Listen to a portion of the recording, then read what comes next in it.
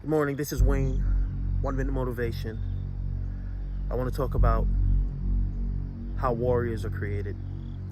In the United States military, which is my point of context because I have no other, basic training prepares you partially for war.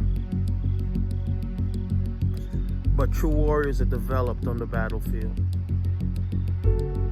In the Western world and in America, most Christians, remember that old hymn, "Onward, Christian soldiers marching on to war." But if you look around, many of us don't even know we're at war. We don't even know who we're fighting against. We think that we're fighting against individuals in the workplace. We think we're fighting against finances and resources, and I'm not saying that's not the case.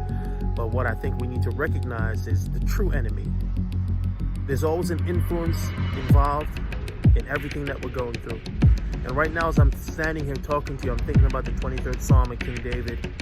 The Bible says in the 23rd Psalm, "Yea, though I walk through the valley of the shadow of death, I shall fear no evil, for thou art with me. My rod and my staff, that will comfort me."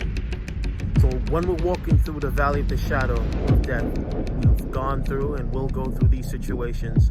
God is saying we're not alone, but He's allowing us to see the fortitude that is in every single one of us.